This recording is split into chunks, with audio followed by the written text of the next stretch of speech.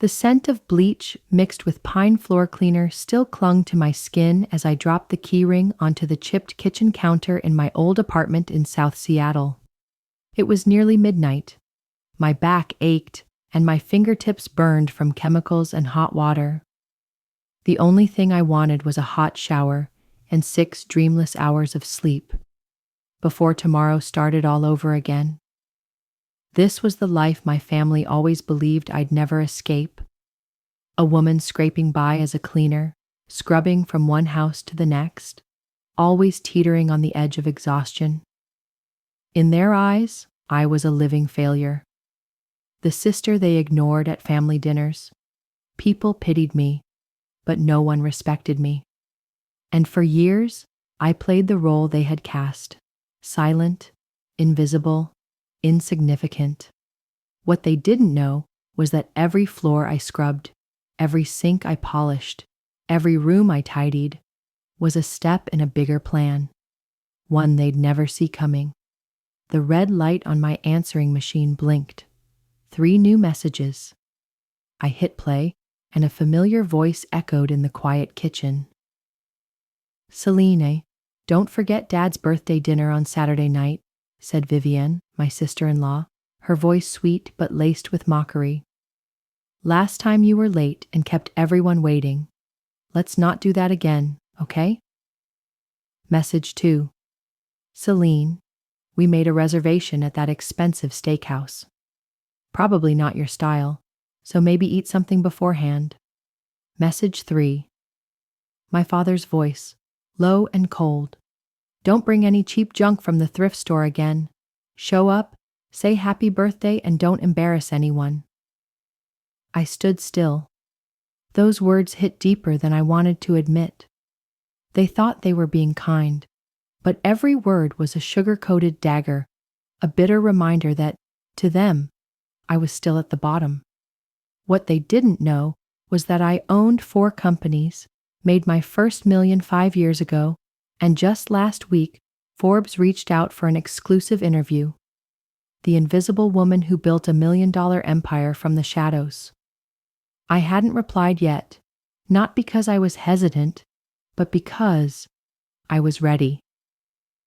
It all started 10 years ago, right at the dining table where my father once sighed and said, "That girl's probably going to spend her whole life cleaning toilets." I was 23, fresh out of a toxic, controlling relationship, broke, emotionally drained. I had dropped out of college to take care of my grandmother, the only person who ever believed in me. When she passed away, I drifted. No degree, no direction, no one. I took the only job someone was willing to offer, house cleaning. It was supposed to be temporary. Then I got hired by a woman named Sinestra Caney.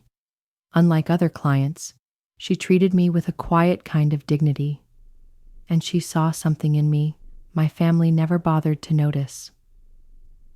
"You're sharp," she said as I reorganized a mess of paperwork in under 45 minutes. "Why are you wasting your time scrubbing floors?" I just smiled and said, "Because I don't have the privilege to dream big." She laughed and handed me a book, The Lean Startup. That night, I read it in one sitting, then 5 more books the following week. Something inside me shifted. I started waking up earlier, reading, listening to podcasts while I cleaned. I watched how wealthy people lived, who they hired, how they optimized time, and then the idea came, what if I could build a luxury, modern, smart household service?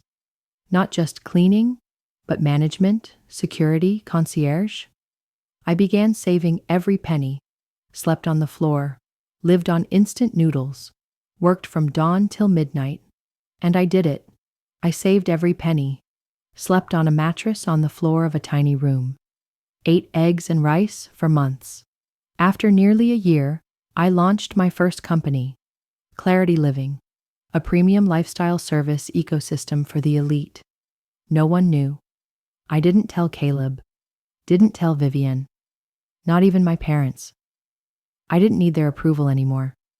6 weeks later, I landed my first client, a tech executive in Bellevue. He referred me to 3 more. Year 2, I had a team of 10. Year 3, we expanded to Portland. Year 5, I surpassed $10 million in revenue. But at family gatherings, I still let Vivian ramble on about her new PR campaign. Still let my mom slip me grocery coupons.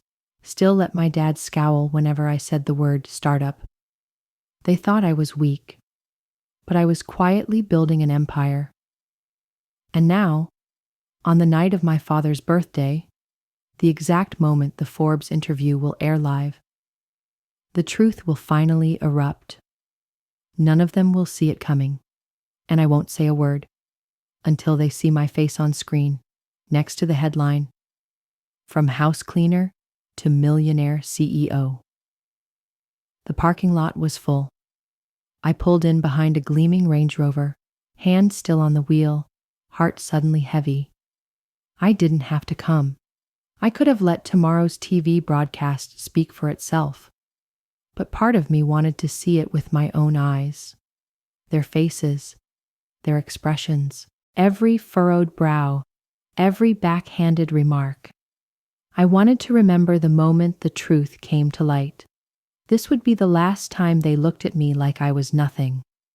I stepped out of the old sedan, the car I purposely kept to maintain my humble cover. No one knew that across town, I had a garage with 3 custom sports cars. I handed the keys to the valet, adjusted my coat, and walked into the restaurant, where everything was about to change, forever. "Celine," Vivienne's voice chimed like a wind bell laced with forced sweetness. She stood up and gave me a half-hearted hug. "You're right on time. That's unexpected." I forced a smile. "Happy birthday, Dad." He barely looked up from the menu. "You look tired. Been cleaning all day again, huh?" There it was, the familiar jab. The line he always had locked and loaded the moment he saw me. He didn't even bother hiding the smirk. My chest burned, but I smiled anyway. "You could say that." My mother leaned in and patted my hand. "It's just good that you could make it. I know your job keeps you busy." Busy. Her word for me, running 4 companies, managing 3 regional teams, negotiating real estate deals across 2 continents. But sure, let's just call it busy. The waiter came to take orders, and Vivian launched into a monologue about her latest media campaign.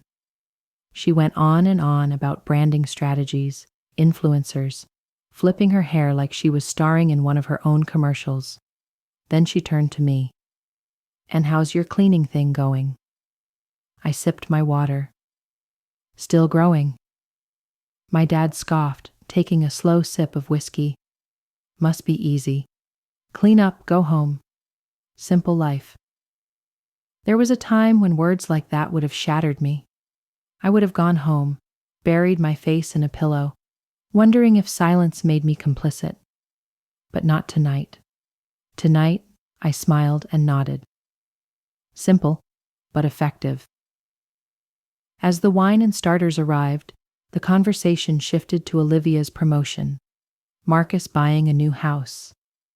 I listened quietly as they patted themselves on the back, occasionally glancing at me with a polished brand of pity. It was almost like a script they had rehearsed. Then Vivienne pulled her phone out of her bag. "Has anyone seen tomorrow morning's Forbes spotlight? They're profiling a self-made female billionaire. Supposedly used to be a house cleaner. Can you believe that?"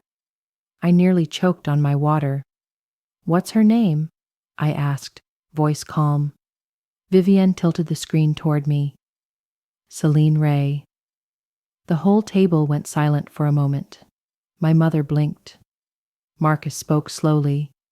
"Celine Ray. Sounds a lot like you, but it must just be a coincidence." My father waved dismissively. "No way. Our Celine could never." Vivian burst out laughing. "Exactly. Imagine that. From cleaning to Forbes? Not that I don't believe in you, just..."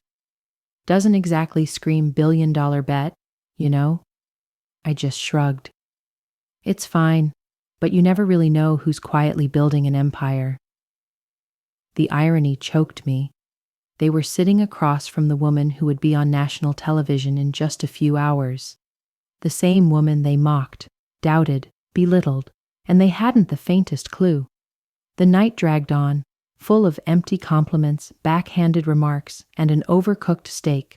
But I endured it all, because I knew, by tomorrow morning, everything would change. After the birthday song and a few group photos, I stood up. I'm heading out, my dad asked while slicing into tiramisu. Early start tomorrow. Work never stops, I replied. He smirked. Still scrubbing floors? I gave a soft smile. Something like that.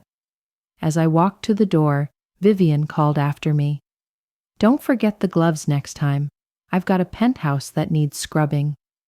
I paused, turned slightly, and smiled. A smile that meant everything and nothing at once. See you tomorrow, I said. They thought I meant brunch. But I meant the moment the TV screen would light up with my face. When the whole world would know who I really am. Before my family ever did. And when the Rolls-Royce parked outside their house would finally make sense. Sunday morning came, bright and full of light. I stood by the glass window of my top-floor penthouse in downtown Seattle, coffee in hand, watching the city awaken. Sundays are usually peaceful, but today was broadcast day. I turned on the TV at exactly 8:58 a.m. A countdown timer appeared in the corner of the screen. 001:54. I had watched the final cut twice, but this time I wanted to witness it live. Not for me, but for them. Because I knew what they were doing.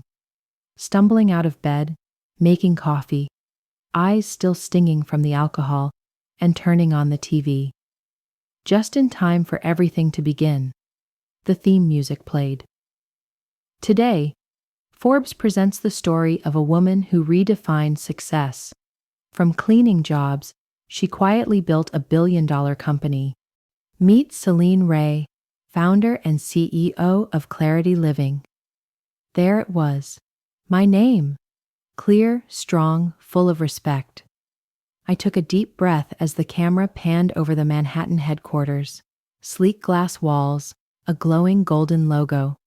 A shot of me walking through the lobby, dressed in a crisp white suit, heels clicking rhythmically on the marble floor. My voice narrated behind the visuals. People thought I was just a cleaner. They didn't know I was quietly building an empire. The program continued with client testimonials, interviews with the executive team, and clips from the early days, wiping down tables, organizing stockrooms, printing flyers by hand. Then came the highlight, a list of cities where Clarity Living now operates: New York, Los Angeles, Miami, Chicago, London, Dubai, 6 continents, over 300 employees, company valued at $3.2 billion. I pictured it all. Dad dropping his coffee, Vivian's jaw hitting the floor, Mom gasping so hard she might wake the neighbors. I had never said a word, never left a single clue. The final scene, me stepping out of a jet black Rolls-Royce, sunglasses on, a reporter shouting, "Why keep it a secret for so long?" I turned to the camera, smiled. Because success doesn't need to be validated. And sometimes, the sweetest part of the journey is when the people who doubted you suddenly realize they never really knew who you were. The screen faded to black. I didn't have to wait more than 5 minutes. My phone exploded. Calls, messages, emails, tags on social media, and then the family group chat lit up. "Celine, I just saw the news. Is it true?" Mom. "Vivienne. What the hell? Oh my God, is this you? Why didn't you say anything? Marcus, I can't believe it. You're on Forbes? Since when? Dad, call me now. I need to talk to you. I looked at the screen as messages kept pouring in. The coffee in my hand had gone cold, but I didn't care. I walked toward the garage, phone still in hand. It vibrated in my palm. My real car, a 2024 Rolls-Royce Ghost, gleamed under the ceiling lights. I slid into the driver's seat and started the engine. Of course they had questions. How could they not? But I had answers. And today, they wouldn't get those answers through texts or awkward phone calls. They would see them, feel them. Because today, I was going to face the very people who had laughed at me just hours earlier. This time, I'd arrive in the car they used to dream about, wearing outfits from designers they couldn't even pronounce. I would no longer be the disgrace of the family, but the woman the whole world was talking about. Driving back to my parents' house in the Seattle suburbs, I thought about all the years I had suppressed myself, every family dinner, every condescending comment, every time I bit my tongue instead of speaking my truth. I didn't regret my silence. Anonymity gave me space to grow, to gain clarity, but now it was time to speak, with presence. I turned down the familiar street, the tree-lined alley where I once left with a duffel bag and no plan. Kids played in the yards. Neighbors watered their lawns. I imagined the whispers that would ripple out when they saw a Rolls-Royce stop out front.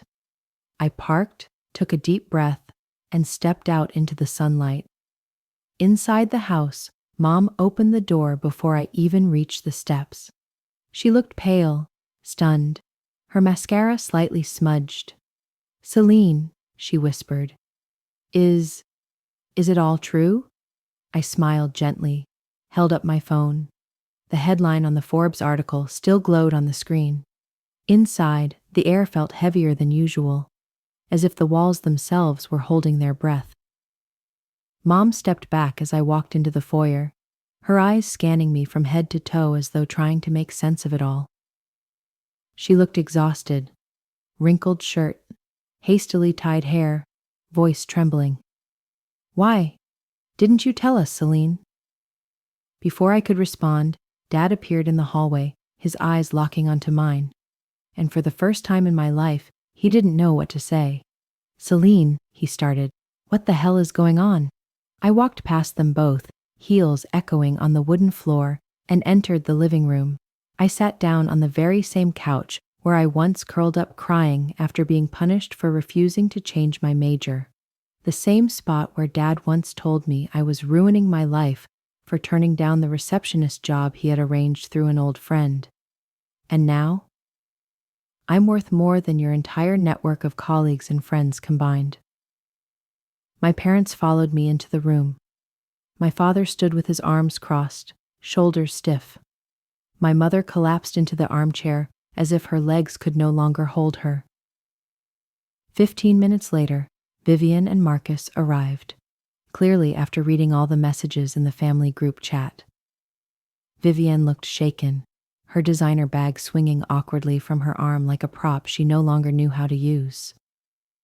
"Celine," she gasped, "all this time, you were living a double life?" Marcus sat down across from me, blinking repeatedly. I Googled, "Celine Kane, it's all real. You're living in clarity." I nodded calmly. "Yes. But you let us believe you were struggling," Vivian said. "You let us think you were poor." "No," I corrected her. "You chose to believe that. I never said I was poor. I just didn't correct you when you assumed." "You drove that beat-up car," my father shouted. "You wore second-hand clothes. You even asked us to budget on birthday gifts. What were we supposed to think?" "That may be. I didn't care about appearances," I replied. "That I didn't need luxury labels to know my worth." Vivian scoffed. Funny words, coming from someone who just arrived in a Rolls-Royce. I leaned forward. "The car wasn't for me. It was for you. so you could finally see me. Because, let's be honest, if I'd shown up today in the uniform from the company I own, or told you I was investing in real estate across 3 countries, you wouldn't have believed me. My father opened his mouth, but this time, nothing came out. Do you know what hurt me the most? I asked, my voice dropping as I looked straight at him. It wasn't what you all assumed. It was how easily you believed it. Everyone believed I had failed. No one ever asked what I was passionate about or what I was building. I had failed, in everyone's eyes, because it was easier to mock the cleaning girl than to imagine that maybe she had dreams worth chasing. Silence. Then Marcus spoke. But why the secrecy? Why not tell us? We're your family. I turned to him slowly. Do you remember when Grandma got sick? I dropped out of school to take care of her. Everyone said I was irresponsible, that I was ruining my future. But I didn't care. I owed her everything. She was the only one who believed in me when no one else did. And when she passed, I had nothing. None of you reached out. No roof over my head. Not even a word of comfort. My mother flinched but didn't deny it. I started working as a house cleaner. One of the clients saw something in me. She handed me a book and an opportunity. That opportunity became an idea. The idea became a company, and the company became a global brand. I paused, letting the silence stretch. I didn't say anything because I didn't want to fight for your approval. I wanted to build something for me. And now that I have, now that the world knows, I want you to see it with your own eyes, not just hear about it. Vivian shifted awkwardly in her seat. I thought you were just trying to find yourself. I answered. I found myself a long time ago. You just never looked close enough to notice. My father finally sat down, looking unusually small. So now what? You're here to gloat? I looked him in the eye, voice calm. No, Dad, I'm not here to humiliate anyone. I came here because for the first time, I want you to truly know who I am. I paused, letting my words settle in the space between us. And because tonight, there's a dinner at Paramount. Vivian frowned. Paramount? That famous restaurant with a 6-month wait list?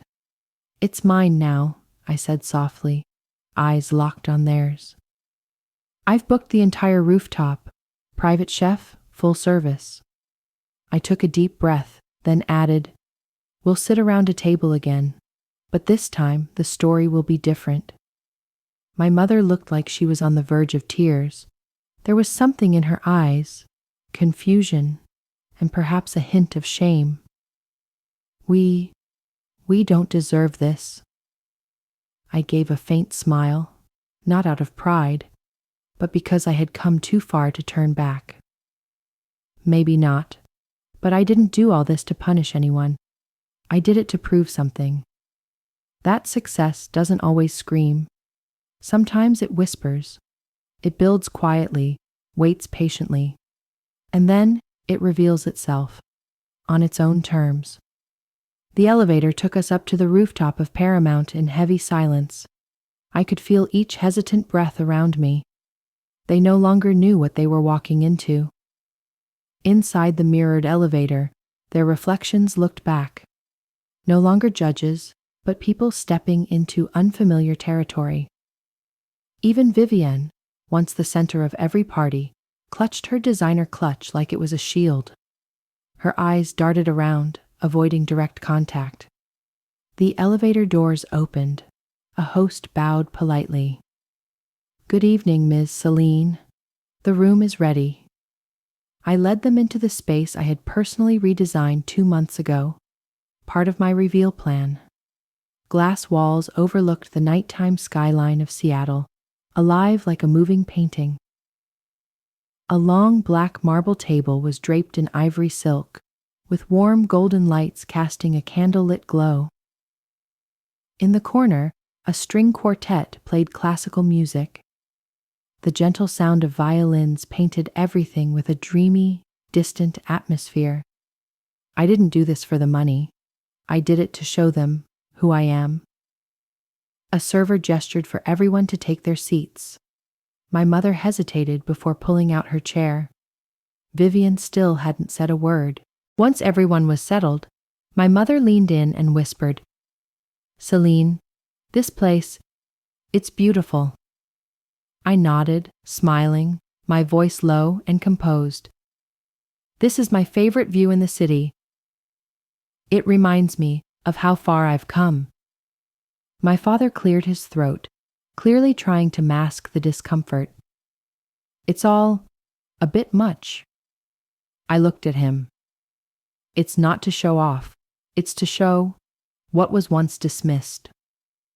Servers quietly placed menus in front of each guest. Each menu was printed with their names in elegant gold foil. Beside each menu was a sealed envelope. I waited for the lobster risotto to be served, then gently said, "Before we eat, I'd like everyone to open the envelope in front of them." A wave of confusion spread across the table, but one by one they started tearing the envelopes open. Vivian was the first to go still. Inside was a comparison chart, her salary and my daily passive income. The second column towered over the first, painfully. At the bottom was a note. "This is only from 2 of my 8 income streams." Vivian's hands trembled as she folded the page. Her expression shifted from disbelief to dazed shock. Marcus, my brother-in-law, found an email inside his envelope. It was from 4 years ago, when I had reached out under a pseudonym to pitch an investment in Clarity Living. His response, though polite, clearly declined. "Home care services aren't scalable." Attached underneath was a caption. "That $100,000 investment opportunity is now worth $17.4 million. Marcus looked up at me, lips pressed tight. "Celine, I didn't know it was you."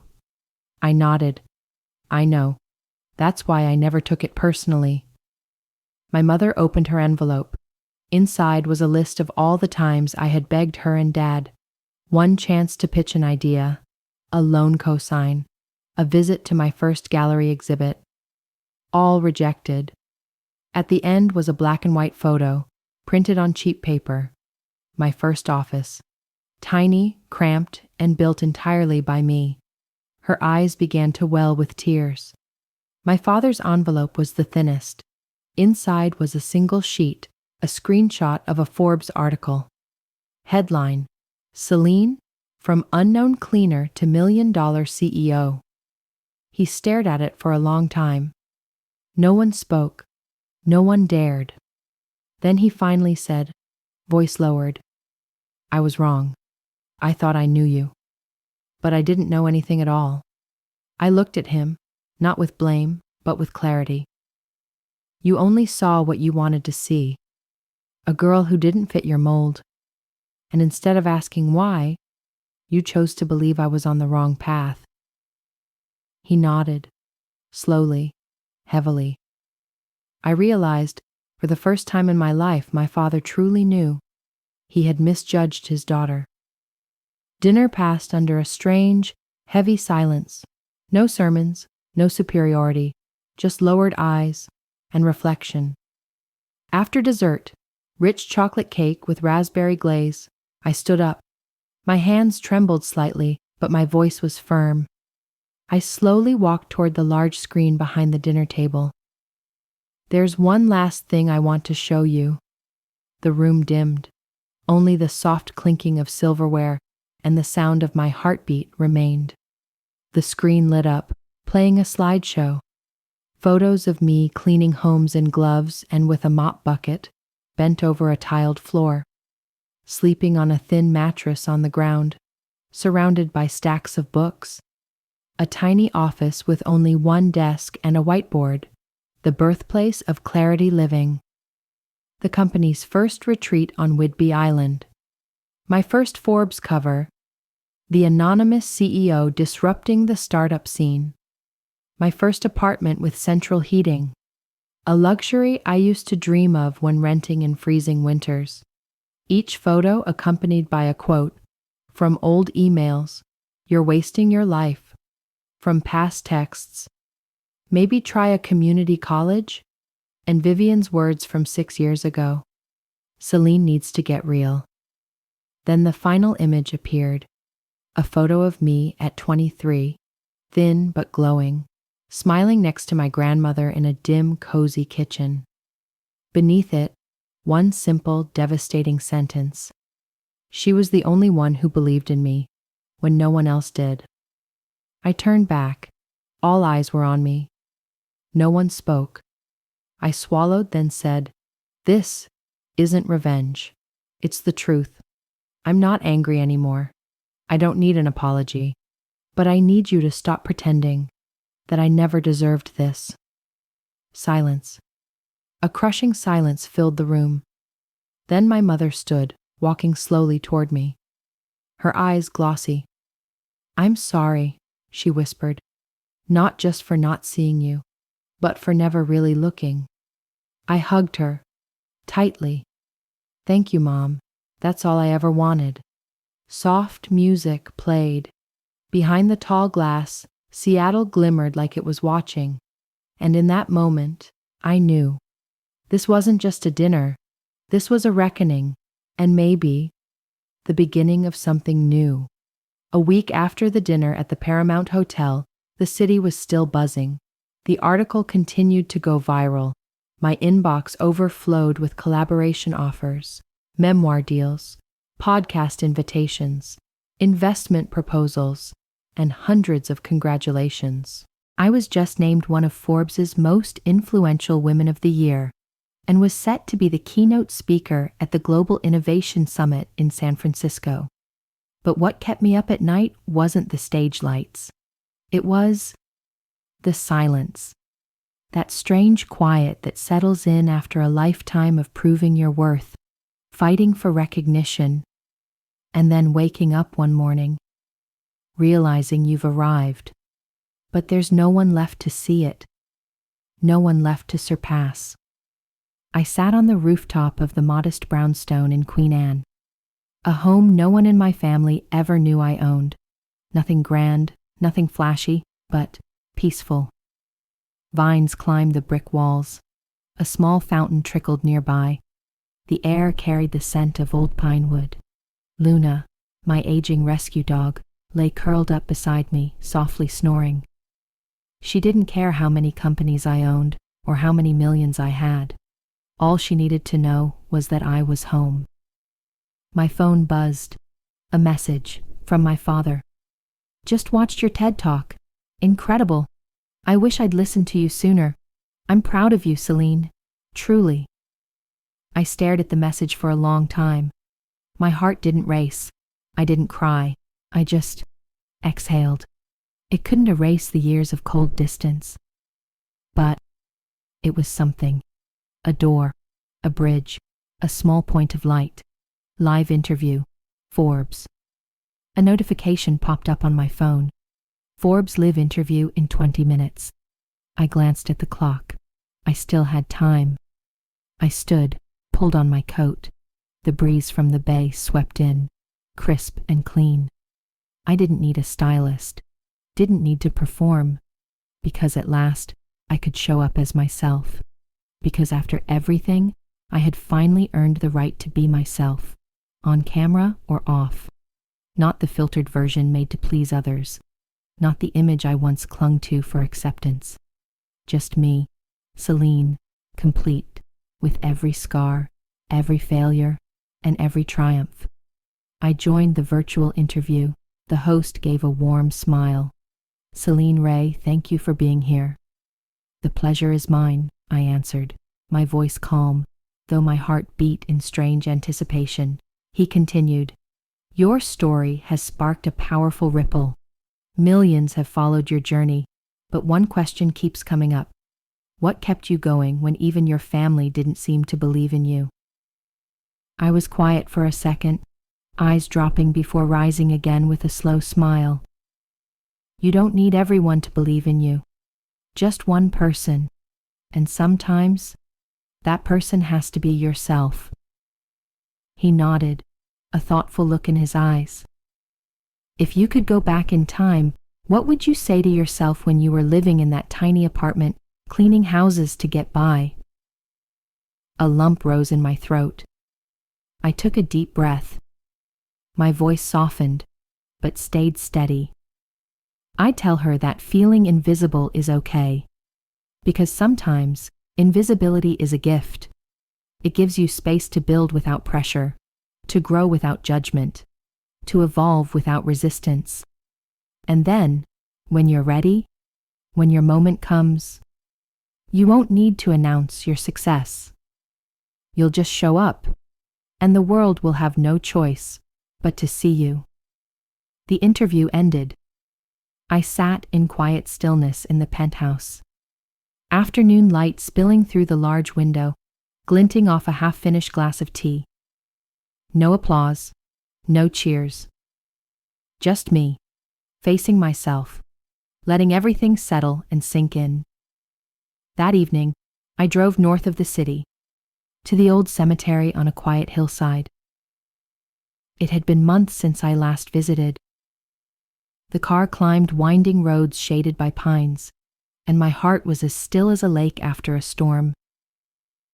I stood before my grandmother's grave, the wind gently brushing my hair across my face.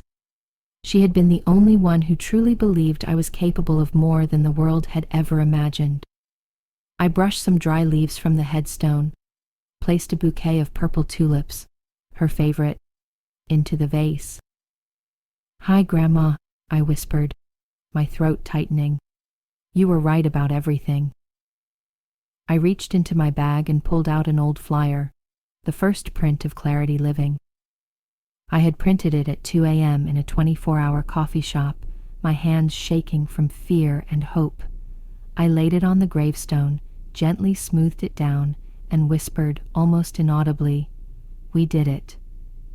That night, I hosted a small dinner in my penthouse, not for investors, not for the press, just those who had truly seen me, long before the world paid attention. There was Evelyn Kane, the first woman to believe in my mind, not my appearance or resume. My first employee, the one who stayed when Clarity Living was nothing but a half-built website. My best friend from college, the one who gave me $200 to buy a domain and register a business license. We toasted, we laughed, we cried, not because of the past, but because the present had become more than we ever dared to imagine. And for the first time in my life, I didn't feel like I had to prove anything anymore. After everyone left, I stood on the balcony looking out at the lights of Seattle in the distance. In that moment, I felt something shift, not loudly, but profoundly. My phone buzzed again. A new message in the family group chat. "Mom, next Sunday is our turn to host dinner. You don't need to bring anything. Just come. And if you're okay with it, maybe tell us more about what you're building. We'd love to listen."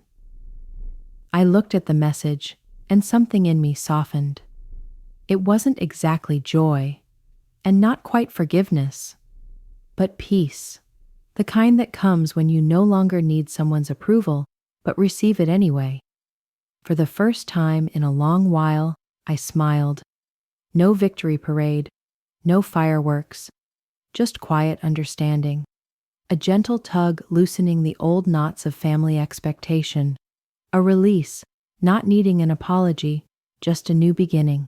Because I didn't just change my life. I rewrote the whole story.